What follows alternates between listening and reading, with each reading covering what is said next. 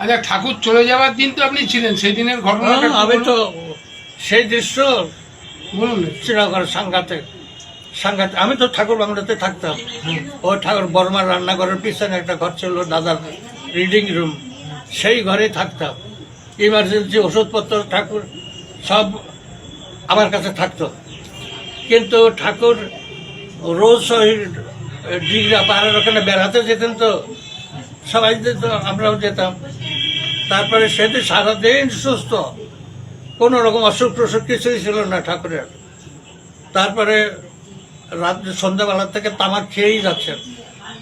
তো সরোজিনী মা বলছেন যে ঠাকুর সকালে তো আবার বেড়াতে যাবেন, এখন শুয়ে বলে অনেক রাত হয়ে গেছে, বলে আয় বসে গল্প করি, এমন দিন আর পাবি না। কিসে ইঙ্গিত দিচ্ছেন কেউ জানে না। বারবার বলছেন, আমরা বসে আছি পাশে, ঠাকুর বারবার বলছেন এই আমার 80 বছর হয়তো আর কত বাকি আছে। আমি দেবীদাকে জিজ্ঞেস করলাম, ঠাকুর রোজ এই কথা কেন বলছেন, আমার 80 বছর হয়তো আর কত বাকি আছে?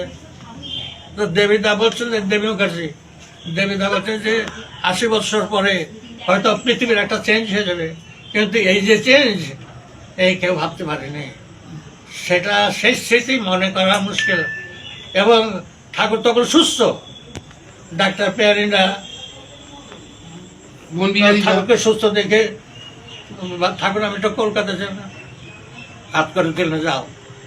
ঠাকুর ছোটটা ঠাকুর কাছে পারমিশন, বাবা আমি একটু কলকাতায় যাব।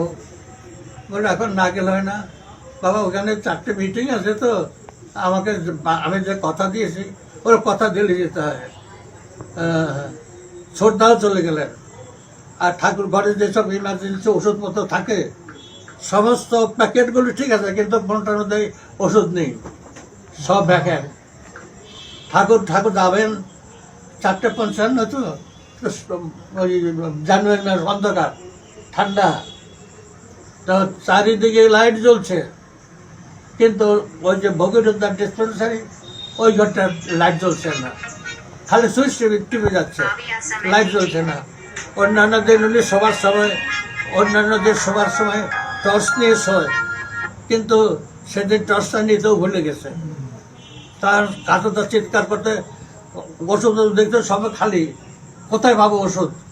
তার দাদা বললো যে ডেরিফিলিন ইঞ্জেকশনটা তাড়াতাড়ি নিয়ে আয় সালারা, আমার বাবা চলে যাচ্ছেন সুস্থ।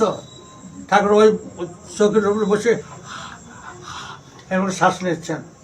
তো অক্সিজেন সিলিন্ডার জানুয়ারি না ওইখানে অক্সিজেন সিলিন্ডার আনতে গেছে, ঠাকুরবাড়ি গেটে তালা, গেস্ট হাউসের গেটে তালা, হসপিটালের গেটে তালা, এতগুলো তালা খুলতে খুলতে অক্সিজেন সিলিন্ডার আনতে যখন অক্সিজেন সিলিন্ডার ঠাকুর বাড়ির মধ্যে ঢুকলো, তখন ঠাকুর চলে গেলেন, ভাবাই যায় না। আগের দিন রাত্রেও বুঝতে পারেনি সুস্থ মানুষ বসে বসে গল্প করছে, তামাক খাচ্ছেন আর গল্প করছেন। তো সরোজিনী রাত হয়ে গেছে, আপনি এখন শুয়ে বসে সকালে তো আবার বেড়াতে যাবেন, ওটাই আয় বলছে গল্প করে, আমার দিন আর পাবি না।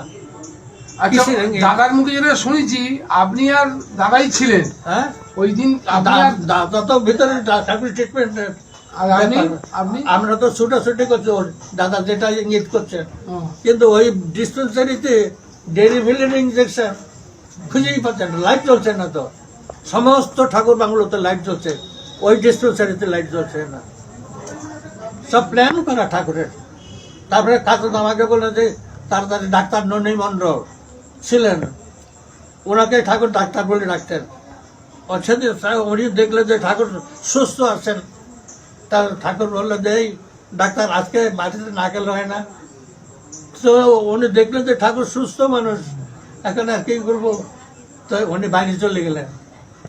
আর যখন ঠাকুরের ওই ইমার্জেন্সি অবস্থা, কাকুটা বললেন শিগগিরি ননীদাকে ডেকে নিয়ে আয়। আমি গাড়ি ড্রাইভ করে রেলওয়ে গেটে গেলাম, গেট বন্ধ, সব মিরাকেল, গেট বন্ধ। গেট খুলতে এখানে নন্দী মণ্ডল আসা, ঠাকুরকে দেখতে পাইনি, বডিটা দেখেছে।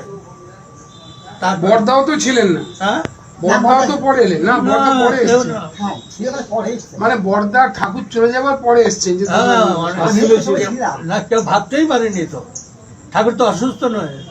রোজ ঠাকুর রোজ আমাকে বলতেন যে এই আমি আর আমার মা যে ঘরে ছিলাম সেই ঘরটা তুই দেখেছিস, আমি কি করবো? আবার তার সেই সব সাধন ভজন নেই, বারবার বলছেন যখন এরকম কথা আমি চুপ করে থাকি। অজিত গাঙ্গুলি ছিল, ওর বল যে দেখেছি দেখেছি, আমি কি করে বলবো? ঠাকুরের মা যে ঘরে ছিলেন সেই ঘরের কথা আমি জানবো কি করে? আমি চুপ করে থাকতাম। এই অবস্থা। ঠাকুর কাছে গেলে কি খবর রে?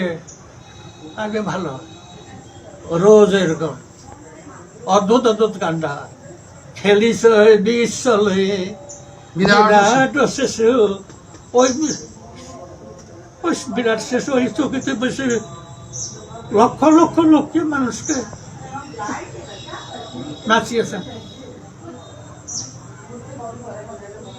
শেষ স্মৃতি কল্পনা করে মুহূর্তের মধ্যে সমস্ত গ্রামকে গ্রাম বাজার টাজার সব বন্ধ হয়ে গেল, সব ছুটে আসছে ঠাকুরের কাছে, ঠাকুরকে দেখার জন্য। সেই শেষ স্মৃতি চিন্তা করতে গেলে মুশকিল। আচ্ছা নারায়ণদা, আপনার বাবার জীবনে কোনো ঠাকুরকে নিয়ে উল্লেখযোগ্য ঘটনা? আমার বাবা ছিলেন বাইরে ফিল্ড ওয়ার্কার।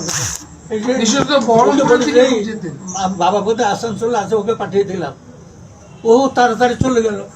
কিন্তু বুঝতে গেছিলাম ও, তারা বলে যে টাকা দিয়ে বলে যে কোথায় আসে বাবা খুঁজে জানি না, তখন তো ফোন নেই, চিঠি নেই, কোথায়? আমি তো গিয়ে জানলাম চিত্তরঞ্জনে নারায়ণপুর, সেখান থেকে কুলটি বাবা কোনো তারপর ফিরে আসে। ঠাকুর বলেছেন কোনো অবলেটের বাড়িতে গিয়ে 3 দিনের বেশি থাকতে নেই, কারণ তারপরে বসে বসে খাওয়ার জন্য তেল ও তাদের শ্রদ্ধা থাকতে থাকতে ওখান থেকে চলে যাওয়া।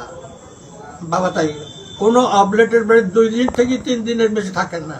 সব থাকতো। হয়তো কোনো জায়গায় কোনো সৎসঙ্গই নেই, সেখানে আপনি ফিল্ড ওয়ার্ক করেন, কি করে যাবেন, কি কাজ করবেন? অটোমেটিক্যালি আপনি যদি ঠাকুরের কত প্রাণ হন, অটোমেটিক্যালি লোক চলে আসে।